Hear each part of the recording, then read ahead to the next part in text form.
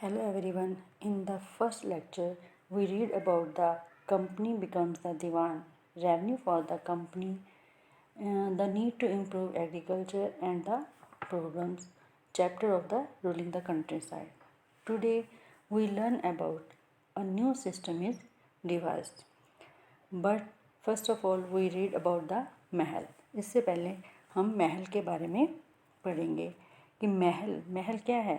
जो अंग्रेज़ों के टाइम में जितने भी इम्पोर्टेंट डॉक्यूमेंट्स होते थे उनको एक महल की जो है वो उसको इकाई माना जाता था, और ये एक गांव या गाँव का एक समूह होता था, यानी कि एक ग्रुप ऑफ विलेजेस होते थे जिसमें गांव के बहुत ज़्यादा गांव जो होते थे समूह में होते थे, उनको कहा जाता है महल।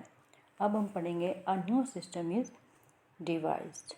By the early 19th century, many of the company officials were convinced that the system of revenue had to be changed again. How could revenues be fixed permanently at a time when the company needed more money to meet its expenses of administration and trade.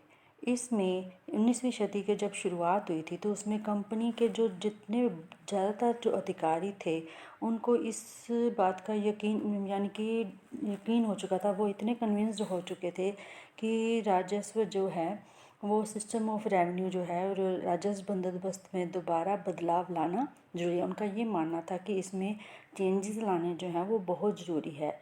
और जब company को शासन और व्यापार के अपने खर्च चलाने के लिए पैसों की ज़रूरत पड़ती थी, खर्चे के लिए एक्सपेंसेस के लिए उनको जितने भी पैसों की ज़रूरत पड़ती थी, तो वह स्थायी रूप से जो था वो एडमिनिस्ट्रेशन तय करता था कि कैसे काम चला सकती है, कि वो सरकार जो कंपनी जो है वो कैसे काम चला सकती है।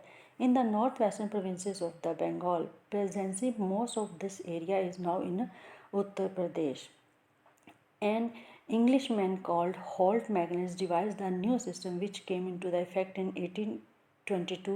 He felt that the village was an important social institution in Indian society and needed to be preserved. और उसके बाद ये जो प्रेसिडेंसी थी वो बंगाल प्रेसिडेंसी के उत्तर पश्चिमी जो प्रांत थे यानी कि एरियाज़ थे उसमें वहाँ पर इस इलाके में ये हिस्सा अब भी उत्तर प्रदेश में है, और इसे एक होल्ट मैकेंजी नामक के अंग्रेज ने इसकी व्यवस्था को तैयार किया था, जो कि 1822 को लागू किया गया। और मैकेंजी को ये था कि उसको ये विश्वास था कि उसको उत्तर भारतीय समाज में एक गांव जो है वो एक सामाजिक गांव का उसको ये विश्वास था कि उसमें सामाजिक संस्था है, जो गांव जो हैं वो बहुत ही ज़्यादा उनका महत्व है इसमें, और वो उसको क्या करना चाहता था, बचा के रखना चाहता था। उसने आदेश दिए कि मैसेज किया कि कलेक्टरों ने गांव-गांव का मैसेज किया कि जो जितने भी कलेक्टर्स हैं वो गांव-गांव का हर गांव में हर विलेजेस में जाकर क्या करे, राउंड ले यानी कि दौरा करे, और जहां उनकी जो ज़मीनें हैं लैंड वगैरह हैं उनकी क्या करे, जांच करे। Under his directions, collectors went from village to village, inspecting the land, measuring the field, and recording the customs and right of different groups. The estimated revenue of each plot within a village was added up to calculate the revenue that each village मतलब महल जिसमें मैंने आपको पहले बताया था वो यानी कि गाँवों का समूह had to pay. This demand was to be revised periodically, not permanently fixed. The charge of collecting the revenue and paying it to the company was given to the village headman rather than the zamindar. This system came to be known as the Mahalwari settlement. उसने जितने भी collectors थे उनको ये कहा, आदेश दिए कि वो हर गांव में जाकर ये देखें उनकी वहाँ के लोगों की जो ज़मीनें हैं उनकी जांच करें, वहाँ पे जो खेती बाड़ी होती है उसको अलग अलग तरीके से उसको मापे, और जितने भी विलेजेस अलग अलग समूह हैं वहाँ पे जो ग्रुप्स हैं उनको क्या करें, उनके रीति रिवाज जितने भी उनके कस्टम्स हैं उनको क्या करें, दर्ज करें। उनके द्वारा ये आदेश दिए और कलेक्टर्स के द्वारा ये काम किए गए।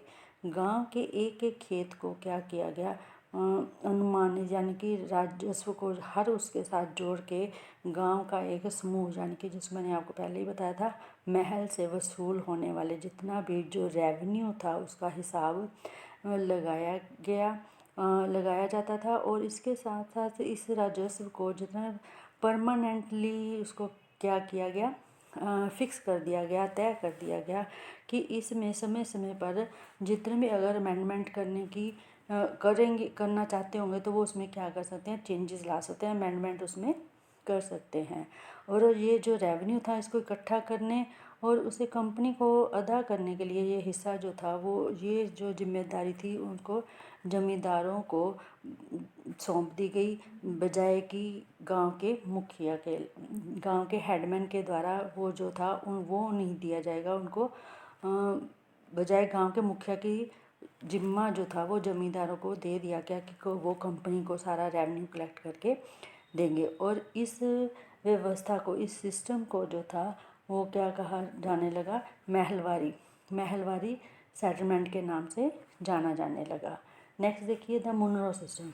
मुनरो सिस्टम क्या था, इसमें ये था कि in the British territories in the south there was a small similar move away from the idea of permanent settlement, यानी कि जो ब्रिटिश टेरिटरीज थी उनके नियंत्रण वाले जो थे वो दक्षिण भारतीय इलाकों में भी परमानेंट जो थे सेटलमेंट्स जो थी उसकी जगह अपनी नई जो मूवमेंट थी, नई व्यवस्था, नया सिस्टम था उसको अपनाने का क्या किया गया जाने लगा, प्रयास किया जाने लगा। और the new system that was devised came to be known as the ryotwar or Ryotwari.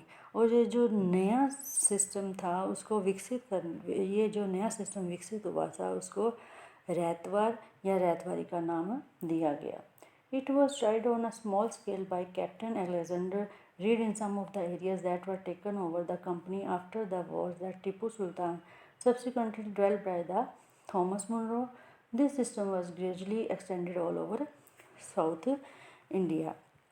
यानी कि ये जो व्यवस्था, ये जो सिस्टम था वो टॉमस मुनरो ने इसको विकसित किया, डेवलप किया और धीरे धीरे ये क्या हुआ, दक्षिण भारत की सारी व्यवस्था पर लागू कर दिया गया। और कैप्टन अलेक्जेंडर रीड ने जो था उन्होंने टीपू सुल्तान के साथ जो युद्ध हो रहे थे उसके बाद कंपनियों के द्वारा क्या कर लिए गए, उस पर कब्जे कर लिए गए। और इस जो सिस्टम चालू किया गया था, ये मुन्नो सिस्टम जो था, इसको क्या कर दिया, उस पर लागू करके भी देख लिया। लेकिन टॉमस मुनरो ने इस सिस्टम को विकसित किया और धीरे धीरे ये क्या हो गया, दक्षिण भारत पर यही व्यवस्था क्या कर दी गई, इम्प्लीमेंट कर दी गई, लागू कर दी गई। Officer Read and Munro felt that in the south area, और रीड और मुनरो को ये लगता था कि दक्षिण में जितने भी परंपरागत यानी कि ट्रेडिशनल जो जमींदार नहीं थे उनके लिए ये था कि वो सीधे किसानों से ही इसके बंदोबस्त क्या करना चाहिए, अरेंजमेंट करना चाहिए था। और जो पीढ़ियों से ज़मीन पर खेती करते आ रहे हैं, यानी कि जो पुश्त दर पुश्त, दादे परदादे फिर फादर वगैरह, जो पीढ़ी दर पीढ़ी जो थे वहाँ पे अपनी ज़मीनों पर खेती करते आ रहे थे, उस पे क्या था कि उसको मापने से पहले उनके खेतों का क्या किया गया, सावधानी पूर्वक और अलग से सर्वेक्षण, सुपरविज़न उसके ऊपर की गई कि ये क्या है, इसके अंडर जो आता है, should be parental father figure protecting the ryots under the charge. और मुनरो का ये मानना था कि अंग्रेज़ों को पिता की भांति किसानों की रक्षा करनी चाहिए, यानी कि उनको प्रोटेक्शन देनी चाहिए। ये मुनरो का कहना था कि अंग्रेज़ों को, जो कंपनी थी उनके द्वारा अगर वो रेवेन्यू उनसे ले रहे हैं तो उनको क्या करनी चाहिए, उनको पूरी प्रोटेक्शन भी देनी चाहिए फार्मर्स को। और ये सब जो थे as well all was not well, ये सारा कुछ जो था वो बिल्कुल ठीक नहीं था, वो प्रॉपरली नहीं था। और इसके बाद एक नई व्यवस्था लागू होने के बाद, इसके बाद with in a few years after the new system were impose, it was clear that all was not well with them, driven by the desire to increase the income from land. Revenue officials fixed too high revenue demand.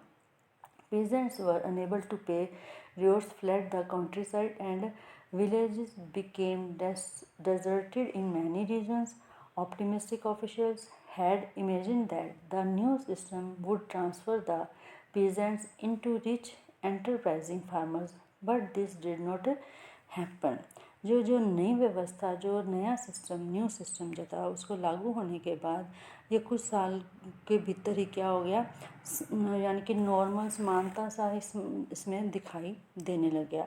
ज़मीन से होने और जितनी भी land से जो आमदनी होती थी उसको बढ़ाने के चक्कर में, उसमें प्रोग्रेस लाने के चक्कर में क्या हो गया कि जो रेवेन्यू अधिकारी थे, जो कलेक्शन करते थे, कंपनी के जो ऑफिशियल्स थे, उन्होंने ज़्यादातर रेवेन्यू को क्या कर दिया, उसको बढ़ा दिया और किसान जो थे वो उनके लिए ये रेवेन्यू देना, ये जो टैक्स देना बहुत मुश्किल हो रहा था, वो इसको पे नहीं कर पा रहे थे। और रेवेर गाँवों से जो वहाँ के रहने वाले लोग थे वो वहाँ से क्या हो रहे थे, अपने गांव छोड़ कर जा रहे थे, भाग रहे थे। और ज़्यादातर ये हो रहा था कि बहुत सारे जितने भी रीजन्स थे वहाँ गांव में क्या हो गए, गांव के गांव वहाँ से खाली हो गए। और उसमें जो ऑफिसर्स थे ज़्यादातर मोस्टली जो ऑप्टिमिस्टिक ऑफिसर्स, ऑप्टिमिस्टिक मतलब आशावादी जो अफसर थे, उनको ये उम्मीद थी कि जो न्यू सिस्टम है वो किसानों के लिए एक उद्यमशील, किसानों को क्या कर देगी, उनको उद्यमी बना देगी, यानी कि रिच एंटरप्राइजेस फार्मर, यानी कि इनकम सोर्स उनका बढ़ जाएगा, वो उद्यमशील किसान बन जाए, संपन्न किसान बना देगी। लेकिन ऐसा नहीं हुआ। उसके बाद crops for Europe. The British also realise that the countryside could not yield revenue. It could also grow the crops that Europe required. By the late 18th century, the company was trying its best to expand the cultivation of opium and indigo in the country and the half that followed. The British persuaded or forced cultivators in various parts of India to produce other crops: jute in Bengal, tea in Assam, sugarcane in the United Provinces, जो कि अब उत्तर प्रदेश में है, wheat जो कि पंजाब में, और cotton in Maharashtra and Punjab, rice in Madras. अंग्रेज़ों को ये लगा कि उन्होंने ये महसूस किया कि जितने भी विलेजेस एरिया हैं, कंट्री साइड हैं, वो ग्रामीण इलाके सिर्फ केवल रेवेन्यू ही नहीं प्रदान कर सकते, बल्कि वहाँ पर यूरोप की क्या होती है कि यूरोप की जितनी भी उनको नीड थी, ज़रूरतें थी, उसके हिसाब से क्या है, वो क्रॉप्स जो है वो वहाँ पे वो क्या कर सकते हैं, अपनी क्रॉप्स को पैदा कर सकते हैं, ग्रो कर सकते हैं। और 18वीं शताब्दी का जब एंड था तो कंपनी ने अफीम और नील की जो खेती की, ओपियम का मतलब होता है अफीम, और इंडिगो नील की खेती वहाँ पर की, और उस पर उन्होंने पूरा जोर लगा दिया। और इसके अलावा इसके बाद उन्होंने लगभग 150 साल तक जो था, अंग्रेज़ों ने अलग अलग एरियाज़ में कोई ना कोई फसल के लिए किसानों को क्या करते रह गए, उसको जोर देते रह गए कि आप इस खेती को, इस क्रॉप को उगाओ, यानी कि उनको मजबूर कर देते थे। और बंगाल में पर्सन, ठीक है, और पर्सन जूट जिसको बोलते हो वो, उसको हिंदी में पर्सन बोलते हैं। और चाय, टी इन असम, शुगर केन मतलब गन्ना जो था वो यूनाइटेड प्रोविंसेस, यानी कि जिसको अब हम उत्तर प्रदेश कहते थे, पहले कहते थे संयुक्त प्रांत, प्रोविंसेस होते हैं प्रांत। और कनक जो थी वो पंजाब से, कॉटन जो थी वो महाराष्ट्र में, और महाराष्ट्र और पंजाब में कॉटन, और राइस जो थे, चावल जो थे वो मद्रास में। और हाउ वाज दिस, ये कैसे होता था, ये कैसे होता था या कैसे किया गया? इसमें ये था कि British used a variety of methods to expand the cultivation of crops that they needed. Let us take a closer look at the story of one such crop, one such method of production. Does color have a history? उसके बाद ये कैसे किया गया, ये कैसे हुआ? अंग्रेज़ों ने जो था उन्होंने अपनी ज़रूरतों की, जो उनको जिन फसलों की उनको ज़रूरत होती उसको खेती फैलाने के लिए वो क्या करते, अलग अलग तरीके अपनाते थे। उनको अलग अलग जो जिस खेती की उनको ज़्यादा ज़रूरत होती थी, अलग अलग वैरायटी की, अलग अलग मेथड से वो क्या करते थे, खेती करने की कोशिश करते थे, उसको एक्सपेंड करते थे, अपने कल्टीवेशन को, कल्टीवेशन का, खेती का जो था उसको बढ़ाने की कोशिश करते थे।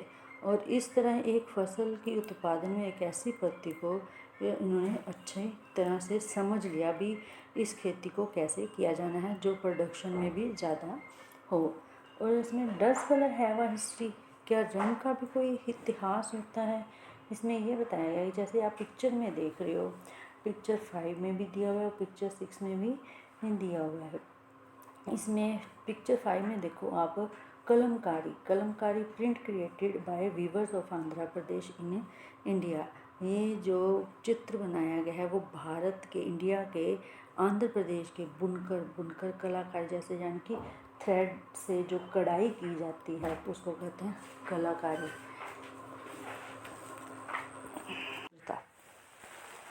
अब क्या है, OTP आया, आ गया ये 1488।